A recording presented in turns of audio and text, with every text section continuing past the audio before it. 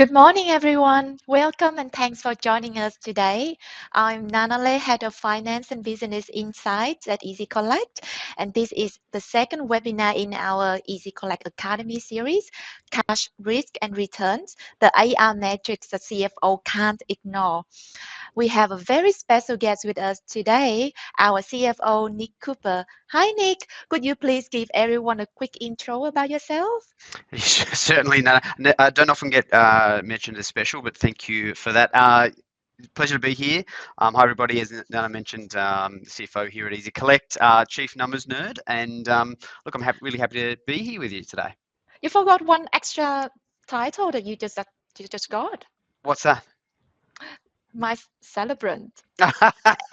In my wedding just 2 months ago, Nick was officiating my wedding ceremony, and it I was a was. special moment. I was. It was amazing. It was amazing. I'm available for hire. Everybody. It may not be legal, but I certainly can help out with that for sure.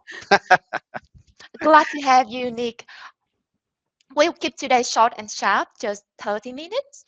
Before we kick off, just a quick heads up, this webinar is being recorded and you receive a recording afterwards.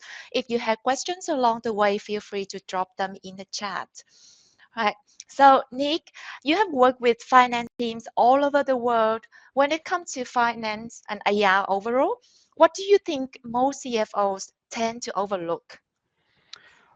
Look, I guess like accounts receivable AR, it's often looked at as just simply the collection process, right? Like how do I get at my money? But actually, if you really look at the metrics that you can sort of start to glean from the data there's actually really big insights that you can get.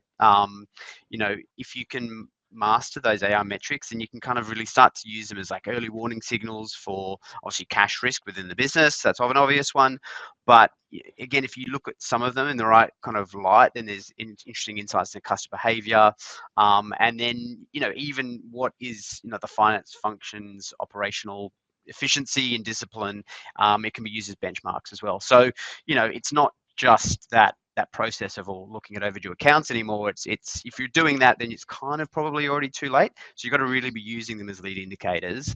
To really run your business well, both from a cash liquidity based point of view, but also just your, I guess, effectiveness of your internal processes. Yeah, that's such a good point. So instead of how many invoices are overdue, it's really how healthy our process is, right? Yeah, 100%. Yeah, and that exactly how and where AI metrics contribute to the CFO dashboard and help with day-to-day business operations. Yeah. Now, before we go deeper, I would love to hear from our audience today. Let's run a quick poll. I'm curious, among these five metrics, which one do you check most often in your role? Day sales outstanding, AR turnover ratio, collection effectiveness index, bad debt ratio, or cash conversion cycle? Let's see. We've got some votes starting to roll in. It's interesting. I mean, obviously, we're going to be trying to cover each of these five today, and actually, the first one that's going to be on our list is probably the one that everyone knows about, right? It is a really common one, and actually, we're sort of starting to see that in the results coming through. Yeah, We, interesting result. yeah. A 100%, yeah. What have we got on Top. DSO?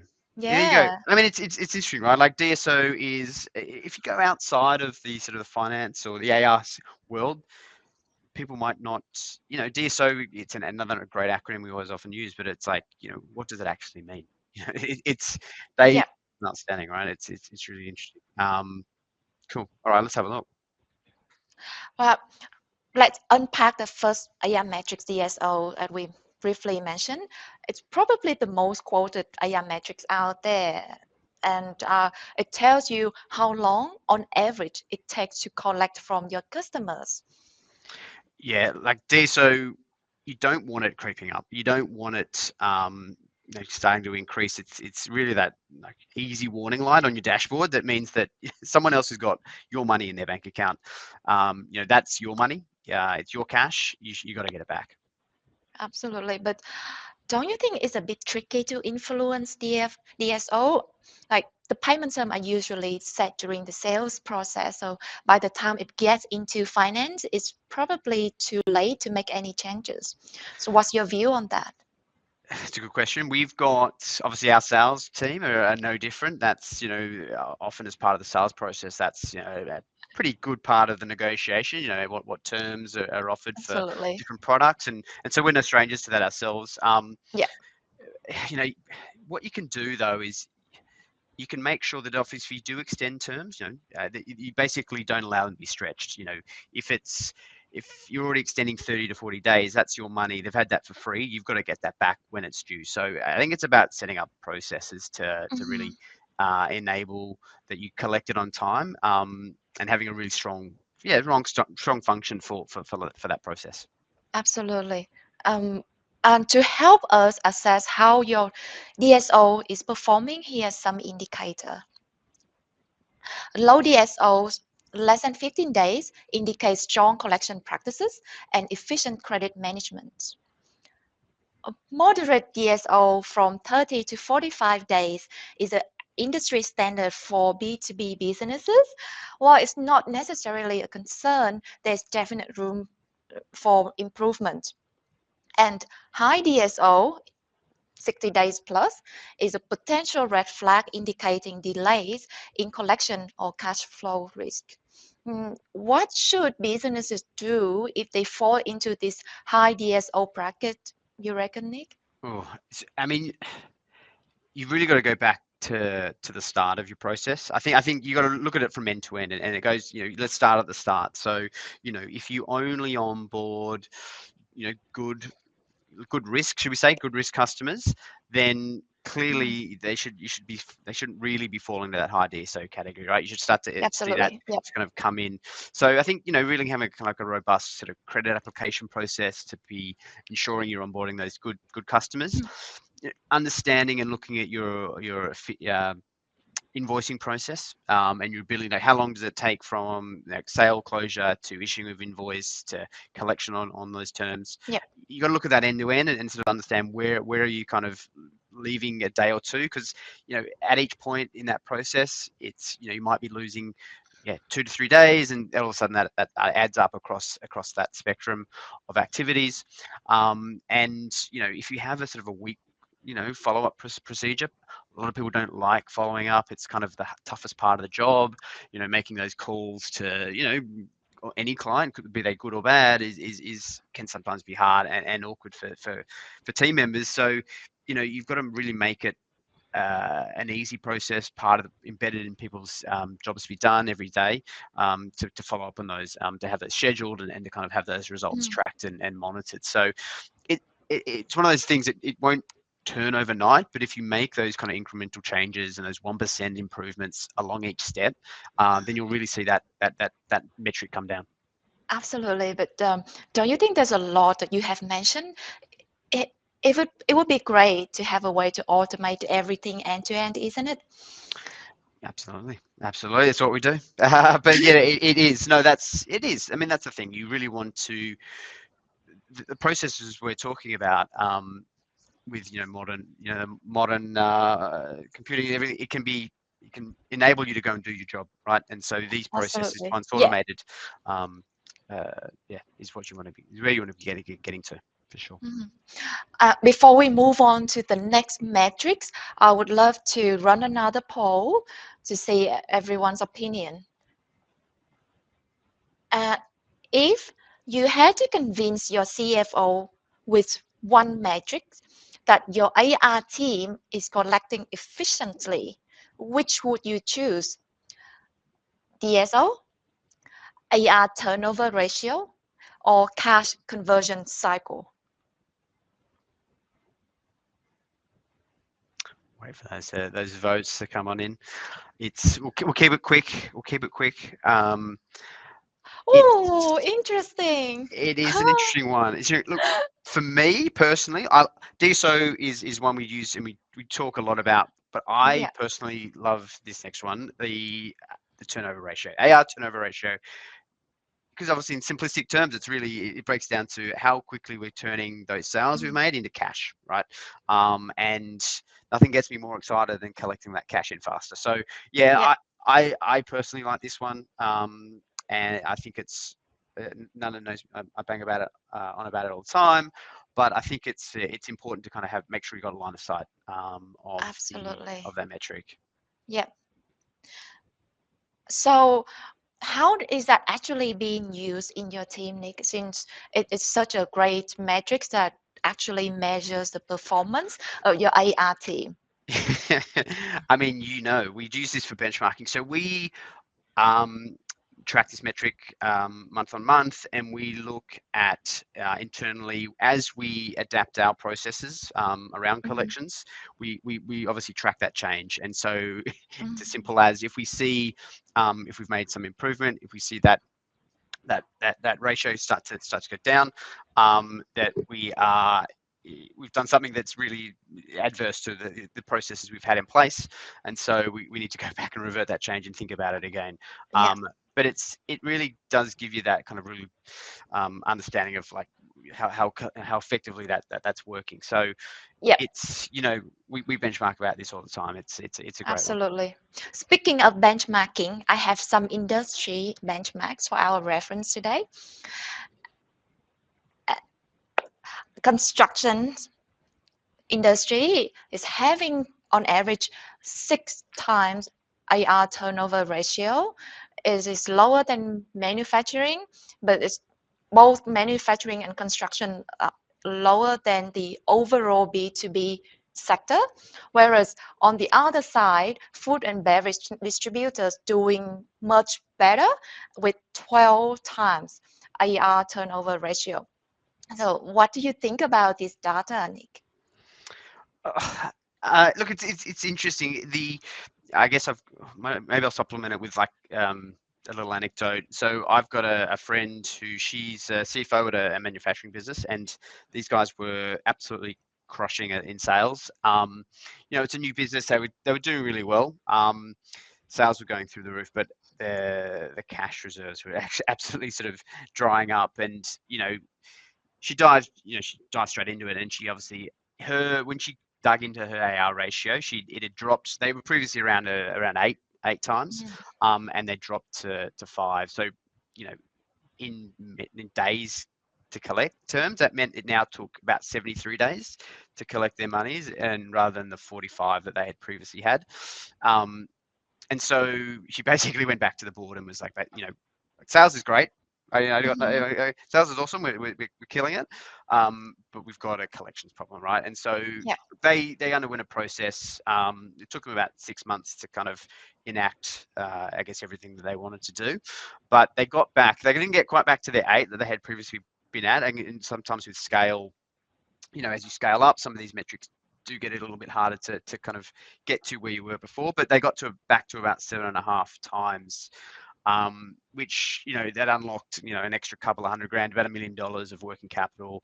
Um, and that helped fund their continued expansion. They didn't need to go back and dip into debt. What they were when they were kind of hitting that kind of 5 times mark, they were, Mhm. um, you know, they were really looking at like that's what they need to do to kind of fund that next stage of expansion. But they Absolutely. were able to unlock that. So like I say, it's not there's no magic wand here with this. It doesn't Mhm. you can't just change a metric overnight, but you take the right steps and you take a considered approach of that for like 3 to 6 months. You can really get the metrics moving in the right direction. All right. Hand on heart, if you get a chance to score a big deal, close a big sales, but with a horrible credit terms, payment term, what would you do? What would you do in that I case? will not take the horrible payment terms. I think it's I like we need to get that money. We ourselves are a mid-sized business. We deal with other businesses. We see the challenges. There's that shining light of a big deal. with potential big money. But if you fail to collect that in, you can't pay, what's due, right? So I'd much rather take a steady stream of faster collecting smaller business, smaller projects, and Yeah, rather than that big one that kind of will pay off maybe a year in the in the future. absolutely. Yeah, We definitely need another session to go deep into those policies. absolutely. Yeah, sure. All right, now, let's talk about the one metric that nobody wants to talk about, bad debt ratio. It's that look. It's that scary rock that you don't want to look under. Where is this at? Bad debt. It's I guess it's not the place anyone wants to be, but it is a reality of business. Unfortunately, you will get, you know, whether it be just clients that just are having a hard time of it. More and more out there, we're seeing some fraudulent activities happening. It's really one you've got to keep an eye on, albeit it sometimes is a hard thing to be looking at. Absolutely. It's also a conversation starter for credit policies. Like if this ratio is climbing, it's time to definitely revisit how you assessing risk within your business. Right. And I do have some industry insights here. Unfortunately, again, manufacturing, construction, wholesale industry are having much more like risky rate in terms of bad debt. So they definitely need to be more cautious while trading and negotiating with their customers.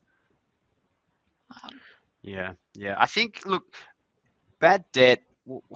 Apart with sort of some of the other things we were talking about previously, I you got to be able to have what are those next steps in place. I think personally, mm, we don't have a lot of this. We obviously use our own product, and I would like to say that mm, we do collect quite well. But it's important to have what are those next steps ready on hand if I need to escalate to mm, a bad debt. So you know having those good relationships with like a debt collection partner, but also not delaying going to that step for too right. long, because we see results. If something's in that 60 to 90-day period, Hmm. you've let you might be on, say, 30-day terms. You've given some extra leeway. You've to 45. You've chased as best you can from like 45 to 60, and now you're kind of like, well, I'm not going to get it back. That 60 to Absolutely. 90-day period is actually a real sweet spot for partners of ours that like Mm, some of the people on the call. If you are easy collectors, we work with Armour and AGC, yeah, who we can help package up, I guess, all the relevant documentation that enables them to go and chase down that bad debt. Once you start to get over 120 days, 150 days, like it just gets harder to collect what is absolutely. owed. So, Yeah. I would say it doesn't take much effort to just have your procedures in place for, okay, well, when we're going to send something to bad debt, what are we going to do, right? Mm, It's even easier if you've got a systems like ours that can really just, like I say, package it up, put a bow on it, and send it off, and then let them handle it. The debt collection partners, I mean. So it's just be aware that obviously we know it happens, and just like to say, just don't be afraid to send it. It's sometimes a lot easier to, I know you can risk, reputational damage or relationship damage by sending, but if it's caught earlier, it's a much easier conversation to be had, than if it's kind absolutely. of 150 days plus in terms of lateness. Yeah. Uh, Before I move on, I just wanted to quickly touch on the collection effectiveness index. It's very similar to AR turnover ratio in that it measures how efficiently receivable is being collected, but it's slightly different because it looks at actual collections against the potential collection over a specific period of time. So it's more precise in terms of giving you the picture of collection performance. We won't go into details due to time constraints, but it would be great metric to explore further in our academy resource. Are you going to be Uh, sharing that link, Nana, just at the end of yeah, yeah, for the absolutely. members? Yeah, Yeah, cool, yeah, cool. Yeah. I'd encourage everyone to dive in there. It's this, say, free resource that Nana and the team have been curating around exhilarating topic that we obviously all know and love around AR, but it's really really worthwhile. So yeah, a lot of this stuff we've been publishing up there, and it's a really good resource for anyone. Yeah, so cool. Sorry, Nana. Thanks, Nick. And let's take another poll, the last one of today. If your AR improved, but your cash still didn't increase, where would you look into first? You can select multiple options: Interesting. inventory, accounts payable, discounts, and write-off, or others. That's really, Interesting. it's Interesting. very, yeah, very interesting result. Uh, Good. wow, that's interesting result. I did not Yeah. expect that. Yeah, Yeah. absolutely. Wow. So 20% selected all options. I mean, that's great. Yeah, It's true. absolutely. Yeah, it's true. Yeah, It is yeah, everywhere. It is everywhere. yeah, I in a previous life, no, we had a sort of an inventory business, and yeah. that was always a spot I had to go and have a look at it. It was it was a sort of a fashion tech business, and it was always within that inventory space where we were um, losing in that metric. So interesting. Yeah. It is indeed. Um, yes, cash conversion cycle reminds us that AI is just one part of the loop. Right? Sometimes you win in IR, but you can still lose in AP inventory. Yeah. Yeah. Yeah, and so how long does it take in ezyCollect in general to turn sales into cash and go the whole full loop, Nick, at the top of your head? Oh, look, I think we're about 30 days from our Yeah. collections. It can differ by product as well, I must say. From the Mm, payment space, it can be shorter, but yeah, generally 30 days, right? We absolutely. we are at the whims of the industry norms as well. Yeah. All right. And I actually have the industry insights for us to refer to. And like within 0 to 30 days, we can consider ourselves pretty healthy for in terms of cash conversion cycle.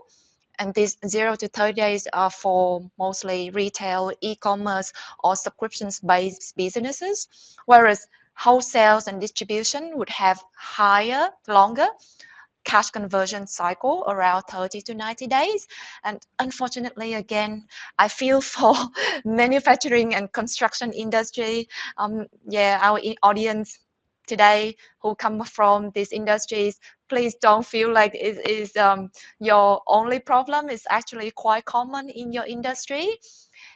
Manufacturing and construction would take roughly 60 to 120 days to convert sales into cash and finish the whole loop of cash conversion cycle.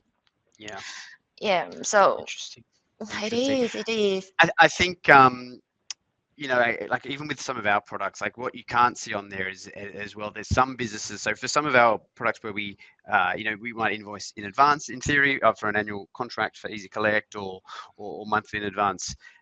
Actually, we'd almost flip into the negative, right? So, like 30 days is some of our payment terms. Like we sort of collect after the fact is what I was referring to from a normal basis. But yeah, some of our products we do in advance. So actually, you would see that we'd have a negative cash conversion cycle on some of our products, which is great for us as a business. I had a friend who worked in a sort of similar fintech, and basically, anecdotally, he often referred to as their customers being some of their best early investors, right? Because they were the ones paying for their product upfront. So the luxury of being in a Oh, software business is often that yeah. you're collecting before you've actually even effectively earned the goods. So it's that is the benefit of a technology-driven product. But yes, the more traditional, let's say like goods and services business where it's in arrears,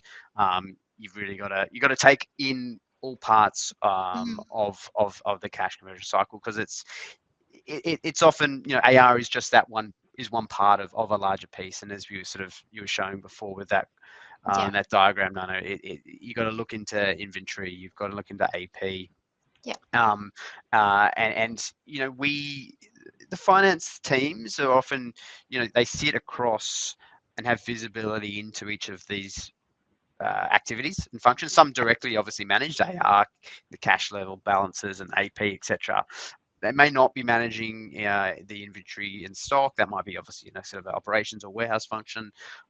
Sales is obviously managed off by the sales team, but we do often have that responsibility to report to board, to management on those. So actually, we have this unique seat at the table to be able to take the insights from across those, and use that to to the benefit of the business, right? To really unlock how we can pull on the levers of each of those five aspects, and kind of help the liquidity of the business for sure. absolutely.